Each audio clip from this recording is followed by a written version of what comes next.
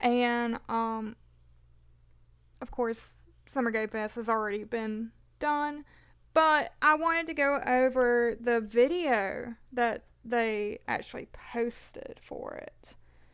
Um, so with the video, they go over a lot of different details that the dev team. They have an interview with the devs, and they also go over their upcoming um, views and theories of the game. So let's go ahead and dive down deep into this video.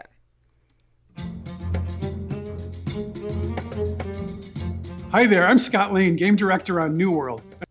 Hey Scott, welcome back to my channel.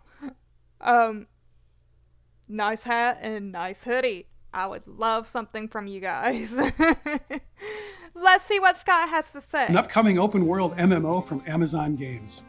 In New World, you'll be up against the haunted wilderness of Aeternum, a mysterious island set in the twilight of the Age of Exploration. There's going to be massive siege battles and thrilling supernatural invasions, all of this in the midst of a stunning and diverse island. Before we go any further, I'd like to give you a little bit of background on the island, the characters, and what to expect while you're navigating Aeternum. History! We're getting some history with the game. What their basis is about with the game. Okay, Scott, what was y'all's basis? You start your journey as the navigator aboard a ship destined for Aeternum, who survives a terrible crash and awakens to a strange new world. It's full of both wonder and horror. You find yourself immortal, but you quickly learn there are fates far worse than death. The humans of this lost continent are in a constant struggle against themselves and a threat growing in power, the corrupted. Aeternum is a supernatural island with an eternal conflict that causes shifts in its balance of power. The corrupted, the lost, and the angry earth are in a constant struggle for control. This conflict is at the root of our universe. Over the last century, the pendulum has swung in favor of the corrupted with the rise of the Tempest, the architect of an apocalypse that seeks to unmake life here and target the old world next. Only you, the player, are capable of uniting the warring human factions to face your common enemy that is hell-bent on taking over the world. There's a mixture of main story quests and side quests that lead the player on their journey through Aeternum, where the central question is, what is the price of eternal life? What is the price of eternal life? Okay, so he went over a whole lot. So we're going to go back and let's see. We are going to go back to here.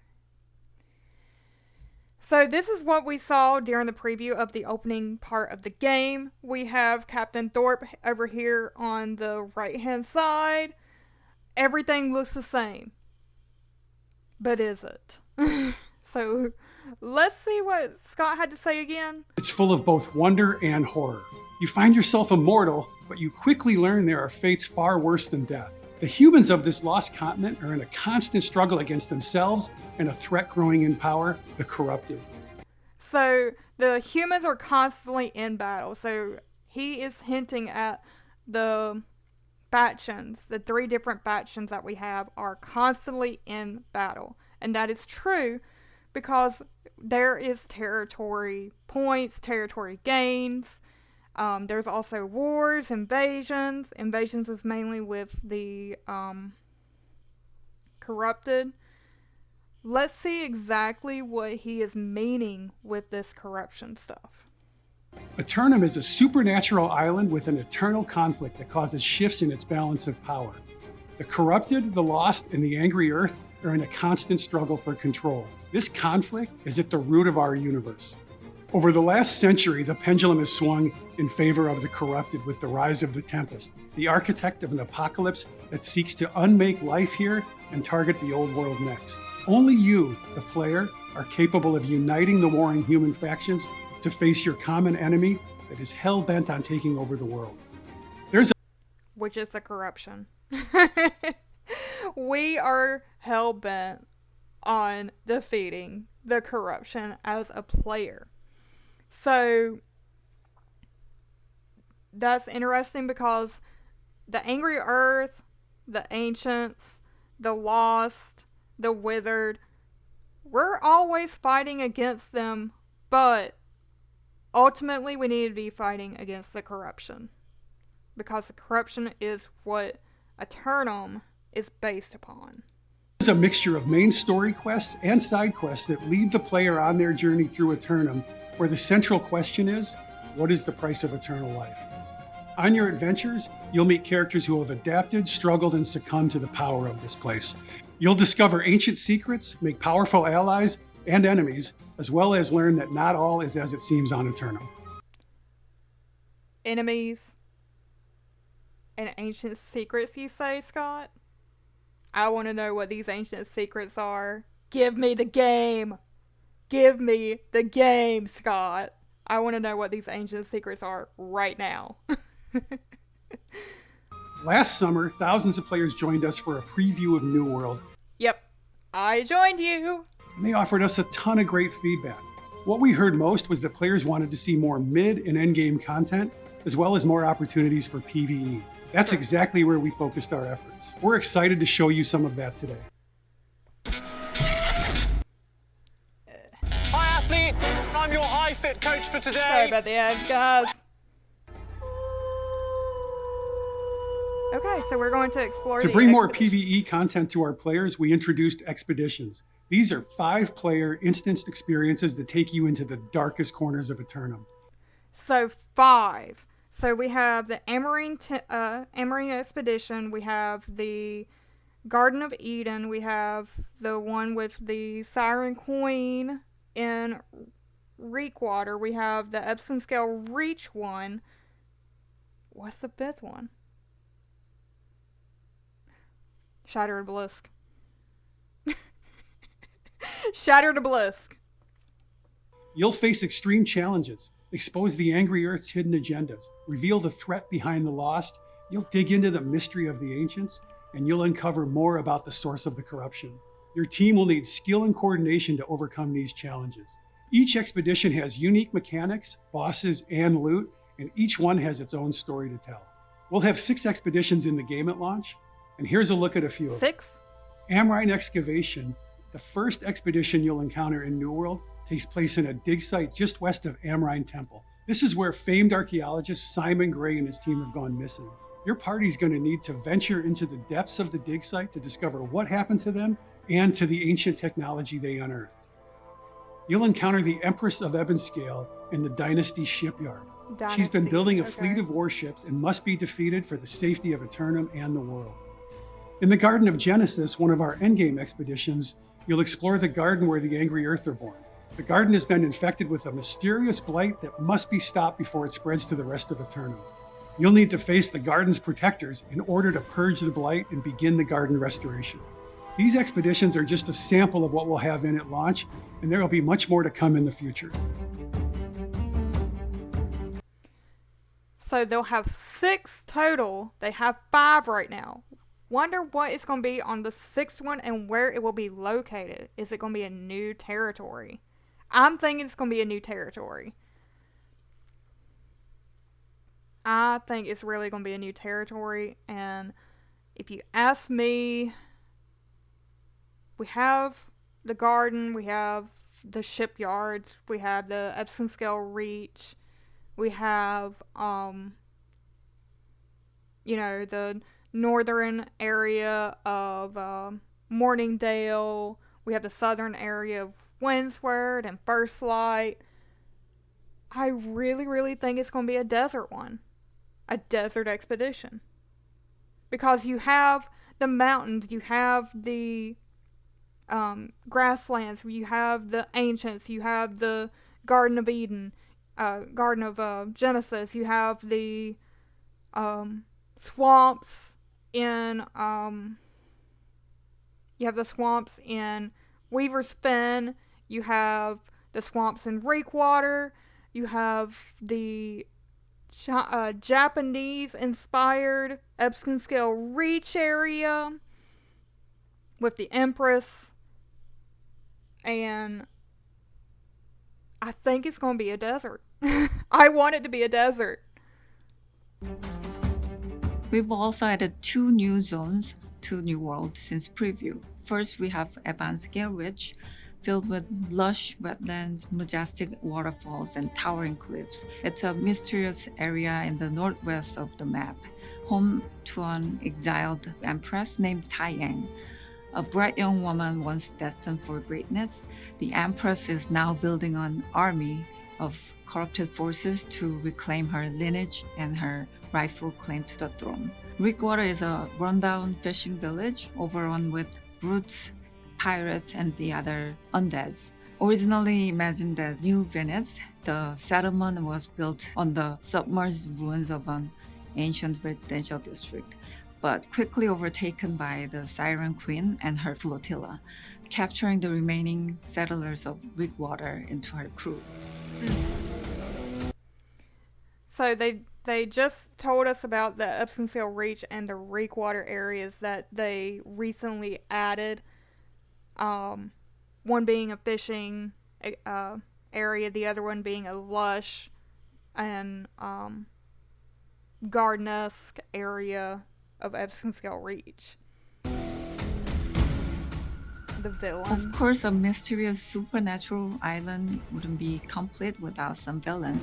One of the most recognizable faces in New World is that of the red-eyed woman wearing a glowing amulet. Isabella! Isabella! Where are you? What is behind you? What are you, what is your history, Isabella? We never know. Who are you and what do you have to do with New World? Were you the reason that Eternum is eternal? So if you kill her, do you kill Eternum? That would be a good endgame thing. As she overlooks the island. As you may have already guessed, she is one of the most challenging enemies you will encounter in Eternum. Right. Her name is Isabella. Countless warriors have tried to seize the amulet from the heart of the land, but every time they were overmatched by the corrupted and the island's powers.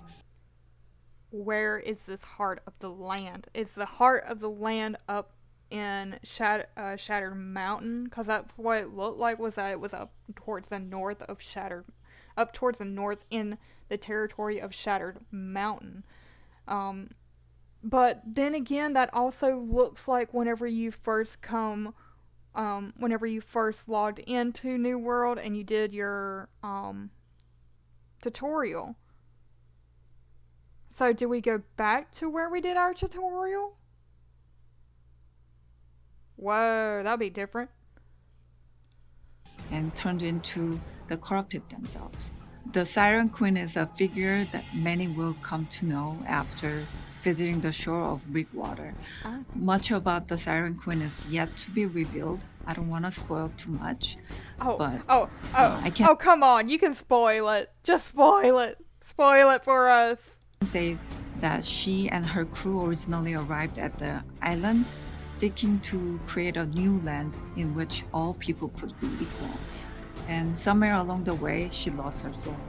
So we'll leave it at that, and I hope you enjoy your first encounter with her as you explore what Rickwater has to offer. You hope we enjoy our time in Rickwater? She was wanting to make everyone of equal. Okay. The dev team have gone dark. In Abanscale Ridge, you will come face to face with a ruler like none you've ever seen before, the Empress. After fleeing her homeland and her envious half-brothers who sat her throne, she arrived in Eternum alongside her loyal followers. Now she continues to cultivate the island's power and transform her loyal followers into her own army with the intent of returning home to exact her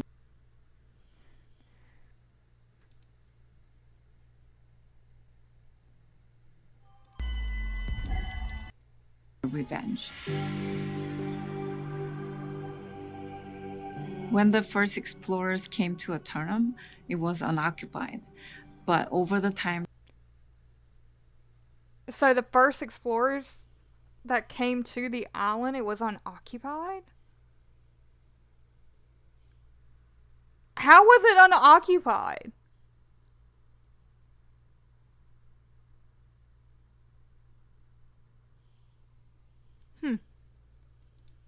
the explorers, or what's left of them, have populated the island. Little is known about the ancients, but you will see evidence of their long ago existence on this island, and perhaps over time you will learn more.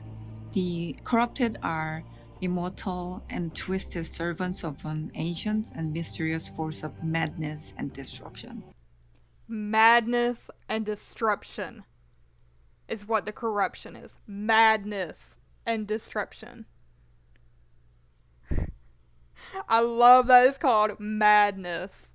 The lost are soulless, immortal, undead beings, caught between life and death in an endless cycle of pain and torment.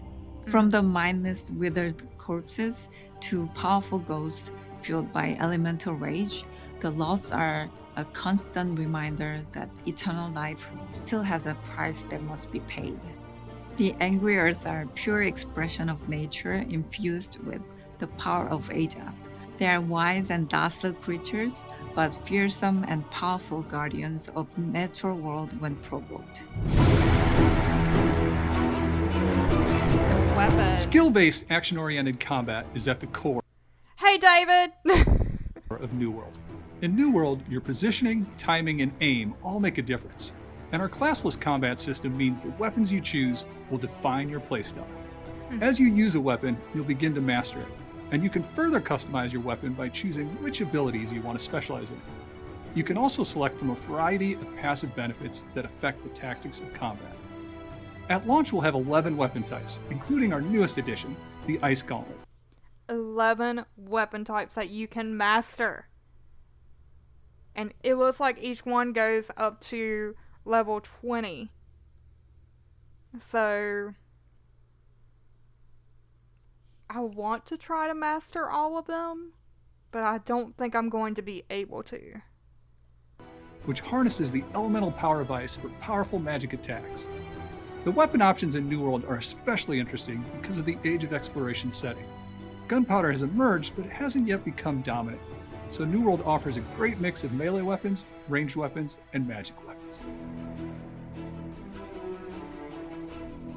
As Scott mentioned, expeditions are designed for groups of 5 players. Teamwork will be required to make your way through, solving puzzles and battling challenging bosses. When you enter an expedition, you'll want to make sure you have a healer who can restore your party's health, and a tank to hold aggro and control the flow of battle, and some friends ready to quickly dispatch the enemies. And don't worry, New World still has all the PvP that players have come to know and love.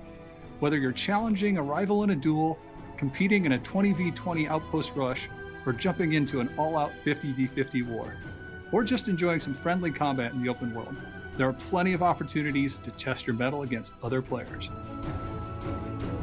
I hope you've enjoyed getting a closer look at expeditions and some of the other new features in New World. Our closed beta will begin on July 20th. July 20th. I will be definitely participating in closed beta because I have already went ahead and purchased it. So on July the 20th, I will go ahead and stream on that first day. Hopefully I'll be able to stream early and stream long that day. You can pre-order to secure a spot in the closed beta or Did sign that. up at our website, newworld.com, for a chance to get in.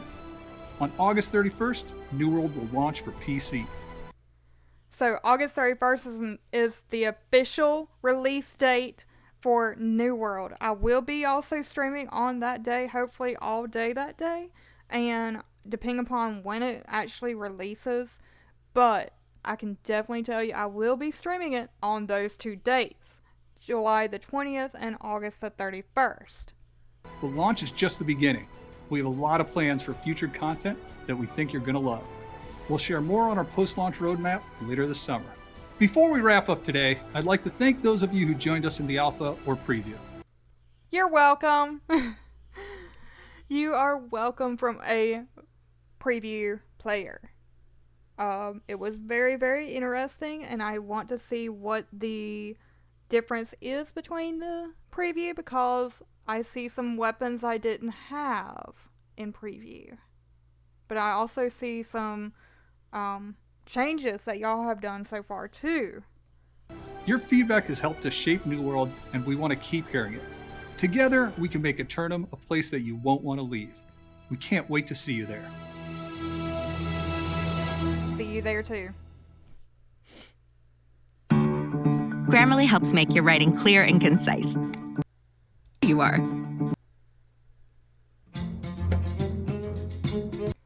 So now it's time for the Q&A, and I will definitely want to know what we have for this Q&A on this one with the devs. Hey guys, it's Jeff Keighley, and I am here at Amazon Games in Irvine with Scott. It's good to see someone in person and do one of these interviews. We're fully tested, and I gotta say, you guys have been testing this game for a number of years, working on it and building it. And I first wanted to start by asking you, what has kept the team motivated through all these years? I know this past year has been so challenging to make games, and you guys had a lot of players in it last summer, have been building on it.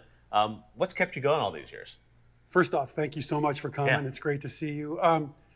There's been a lot of things that have kept us going. We love the lore. We love the story of Eternum. We love to just be able to tell that story. But for the last year, it's been watching the players play the game, reading the feedback, engaging with them, and trying to understand, where they want us to take the game and how we can get it there. So when the team's in the forums or in the game and chat, watching and talking to players, it just pumps us up. It's fun. It helps us. Well, these games are obviously built with the audience, and exactly last summer it was great to have all those players in there. As you said today, you guys have been building a lot more content and refining aspects of the game. From a top level, like New World, what do you hope it adds to the MMO genre? Like, it's an amazing genre. There are fans that don't just spend tens of hours; they spend hundreds of hours in these worlds. Hundreds of hours?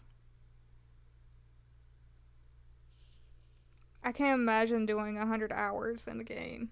But then again, I can, because I have done that in the past. Ooh. What are you hoping this game adds to the canon of MMO games? Well, I think there's a few things. One, we're building this beautiful world, and I think our graphics bring a different dimension to the MMO genre. They're a little more realistic, and it helps us with the storytelling that we're trying to tell from, about Eternum in this time generation. Yeah. But the combat is the big differentiator. You bring that modern graphics in with the action combat, and it creates a whole experience that you can just get lost in. And this setting for the game is so beautiful, but also so unique. Take us back to kind of the genesis of this project and New World and this setting. How did it come about? How did you guys land in this? Because this is brand new IP, big decision about where you were going to set this game. How did that come about? I want to know that too. That was a good question. Well, we love the idea of the Age of Exploration. We always say it was the last gasp of the sword and shield and the first breath of the musket or the gunpowder. Yeah. So we thought that was a really cool time period, and we wanted something around there. And when we came up with the idea of an island lost in time, Eternum, and thinking about all the different visitors that could have come there through the years, chasing immortality, not realizing what they were really going to get with it. So it already had immortality before you went to the island. But how did it ever get immortality? I want to know what that is. And how we could tell that story in an island, we all just kind of fell in love with it. Well, it's an amazing setting, and I know how hard the team has been working over these years to build this game.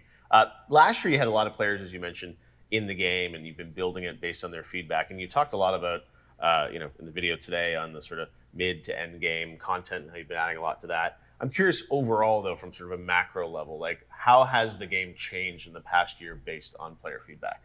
Yeah, for sure. So outside of the big changes we've talked about, all the new content, we really took to heart a lot of the feedback we heard in the preview.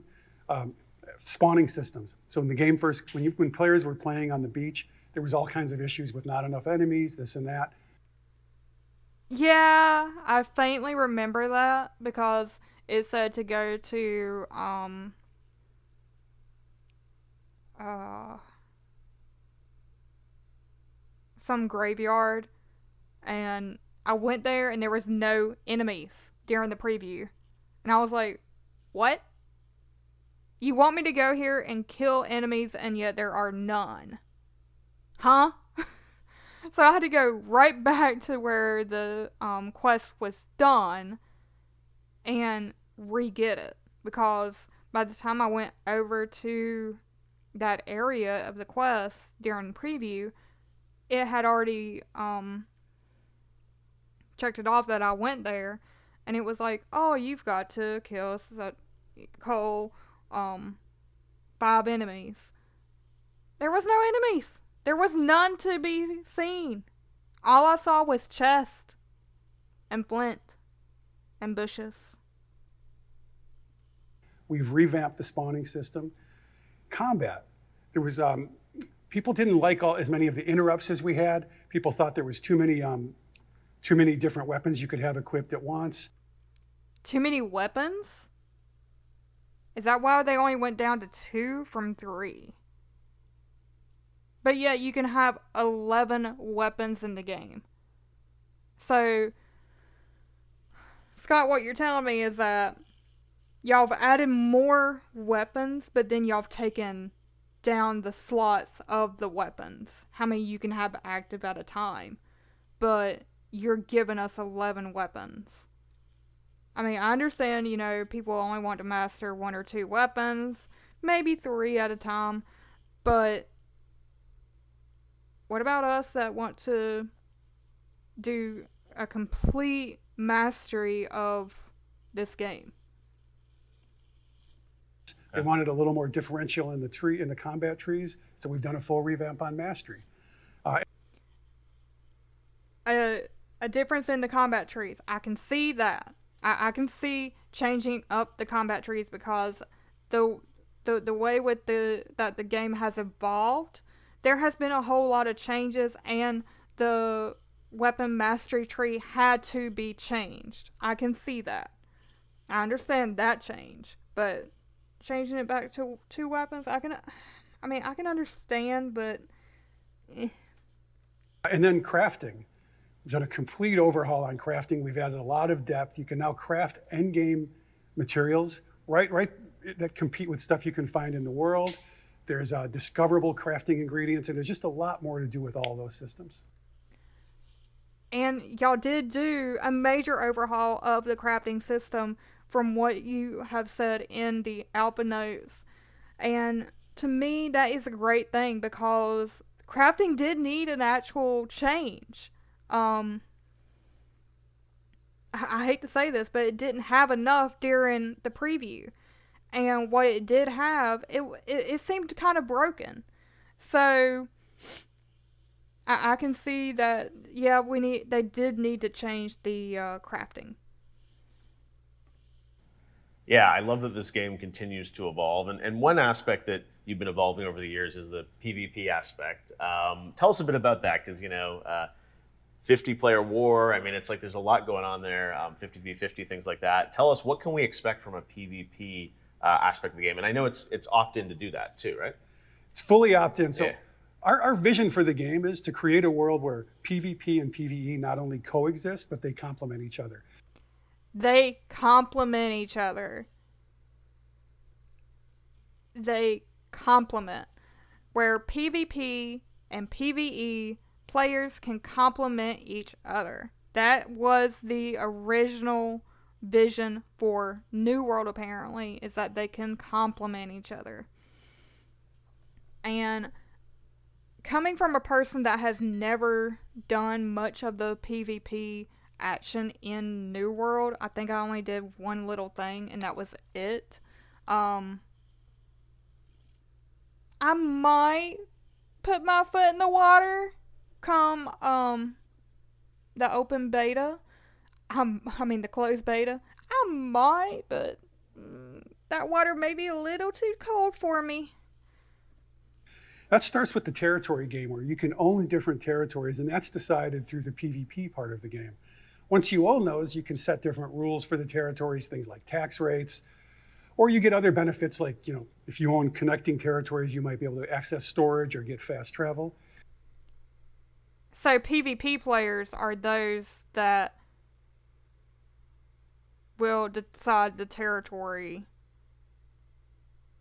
of whose faction is over the territory. Scott, I don't like that. To me, it needs to be a mix of both. You have the corruption portals in that area along with the wars and invasions and everything, and I think it needs to be a combination of all of it, excluding the expeditions, because expeditions are not available in every single one of the territories so far. Now, if in fact in the near future, or in the future of New World, if there was an expedition for every single territory, I may decide, I may change that mind of, okay, yeah, let the PvP people decide the territory, but I think it needs to be an equal amount, because those that are doing the PvE, like what I like to do, what's the use in doing it if it's the PvP people that get to decide the taxes and the rates and everything for that territory? I don't like that, Scott. I'm not going to put a thumbs down. I'm just going to put I'm a disappointed face at that point. And then ultimately, anyone can choose to fight in the war, and that's an opt-in PvP as well.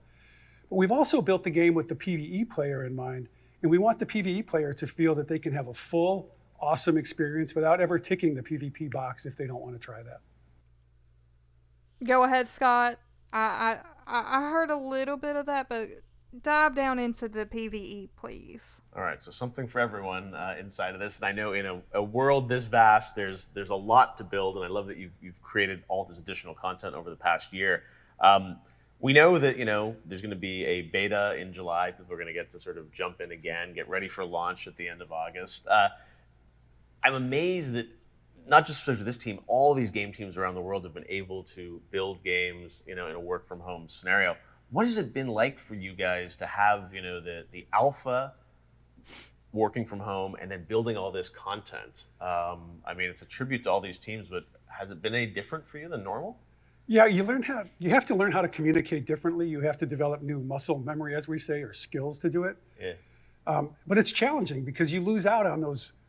You're in the cafeteria or the kitchen getting something to drink, and you hear two people talking about a feature they're putting in. You're like, oh my God, I didn't know that exists. That's so cool. How can I hear more? So you lose some of that, and you have to try to find ways to get it. But even like the other day was the first time I've seen a couple people in over a year. Scott, I think everybody has had that feeling of not being included in a project, or overhearing a project via video conference or emails during this past year. I especially have with where I've worked, of not seeing some people for over a year, and they actually be working from home, and then I actually saw them like not even a week ago from them working from home, and I was like, oh hey, I forgot you worked here. I was joking with them though, but I was like, when was the last time that you actually walked into our office? And how can I help you? And you see people on camera every day, but you forget, oh, you're tall, or you're this, or you're different than me. And it's just been it's been a challenge. We've added a lot of ways to overcome it, but coming out of it now, which it feels like we are, I hope we are, I'm really excited to get everyone back together and celebrate launch, hopefully in person, right? Exactly. Well, Scott, before we go, I have to ask you, the internet has certainly been talking about this game the past few weeks, in relation to the idea that, is it a pay-to-win game? And fans that have invested time in this in the alpha or will be investing time in this year, I think, want to feel like they really can earn their way to the end, and no one's going to be able to sort of artificially accelerate their way to a lot of the other content. What can you tell us about that? How are you guys approaching, this concept? That's another good question. I'm really enjoying this interviewer, because that would be a question that I would love to ask the dev team. Is from all of these alpha notes and everything, it seems like it's going to be a play to win, and I personally am against a play to win type game, because I don't want someone a year and a half down the road to be able to level up to what I leveled up in a year and a half. I want them to suffer. I want them to suffer and have to do it the way that I did it. I understand, that a lot of people are like, oh, I don't want to, have to go and level up a character or anything. If I can, pay an extra price for, leveling up a character, I'll pay an extra price for leveling up a character. But for me, it's more of the integrity of the character and the integrity of the player behind that character, because I don't ever pay to win. I mean, I've seen it. I just never actually pay to win. Now, if it's like a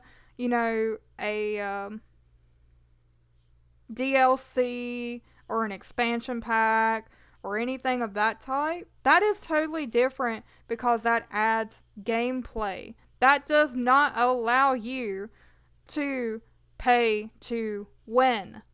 That allows more exploration of the game, more content creation for this game. Scott, please tell me this is not going to be a pay to win type game. Please. Well, we've tried to be as transparent as we can with the players, and we continue to do that. So with that in mind, we're going out and we're building a game that has a very level playing field. That is super important to me. It's super important to the team. When we launch, we're only going to have cosmetics for sale in the store. Only cosmetics in the store for sale at the beginning of the game, Scott. You just said at the beginning of the game is cosmetics only. And you said that you were wanting to make sure that it is a level playing field for everyone in this game. What about those that decide to play a year, 6 months, 3 months, 2 weeks after that? They have a double XP for $40. I'll go ahead and pay the extra $40 and get double XP for the remaining of the game. I mean, I hate to hammer it, but I'm not liking this, Scott. Over the next, several years, the game is going to grow and grow and grow, and we're going to see where that takes us. It's going to grow and grow and grow, and that's what we're going to see where it takes us. Scott, you're not telling everything. Please, please, please tell us more. And I will say, last year you guys put out this alpha, and sometimes I feel like alphas come out and they're just marketing events and the game is kind of coming out anyways. You did the alpha and then really went in and have spent the past year retooling a lot of aspects of the game, pushed it a whole year based on the community feedback, really, right? We took it to heart, and I hope it comes through for everyone when they see and hear what we're showing. And like I said, we revamped the combat, the crafting, the spawn system. We've added all of this new mid and end game content, all because of what we heard from people in the preview and in the alpha. So yeah, we're trying to, it's really important to us to watch, listen, and actually absorb what people are saying, and then try to show that in the software. Scott, are you absorbing what I'm saying, even though I don't have that many viewers or that many views? I am still a person that wants to play your game. I am still a person that is supporting your dev team with creating content for your game. I want my voice heard, Scott. I would love to have a person from the dev team to contact me and have a Q&A, because I do have a lot of questions for them, but I don't want to leave it in videos and them do any kind of comments to it. I want to have a Q&A with someone from that dev team, whether it be a person that is an actual alpha tester that, you know, gets in, that has helped with the alpha testing, that's on the dev team, or, I mean, I hate to say it, or even Scott here, who I've hosted for the past couple times on my channel. I would just love for a dev person to, you know, reach out to me and be like, hey, I would love to do an interview with you, because I do have some questions for you, and I would love to interview anybody from the New World dev team, because I have been, you know, researching your content and providing it to my fellow followers here on Twitch and my fellow subscribers on my YouTube channel, link below, guys. And they seem very, very interested. And I am too. But as a content creator, it would mean the world to have a one-on-one with someone from Amazon Games and be able to host them either here on Twitch or on my YouTube channel, and be able just to have a one-on-one and be like, hey, you know, I've got some questions about this. This is a video that I've looked at. This is a video that I've actually streamed. This is something that I found online. You know, is it true? I would love it. But unfortunately, me being someone that don't have that many followers or subscribers, I feel like I get overlooked. I feel like I don't have a meaning for them, and I don't want to take this to a dark place, guys, but it's sad, and it's lonely being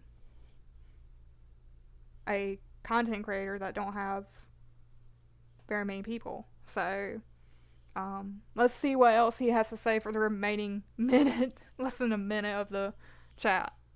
Oh, and this is, you know, new IP from, you know, Amazon, you know, studio that's just getting into a lot of this stuff. Like, I think it's a huge endeavor, and I think a tribute to you and the team that you guys have built this. And this summer, it's finally time. It's looking great. So beta coming in July, right? July 20th, yep. July 20th, and then release August 31st. So For sure. The summer of New World after many, many years. And I know it hasn't been easy this past year, especially to develop the game. So thanks to you and the team for inviting us in. Although all the teams at home, you and I are hanging out here, but they're working hard, and we can't wait to check out the game, New World. Thanks again, Scott. Appreciate it. Thank you.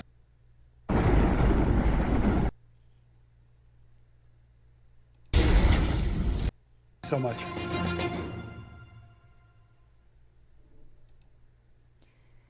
So that was the whole Summer Game Fest 2021 deep dive into New World.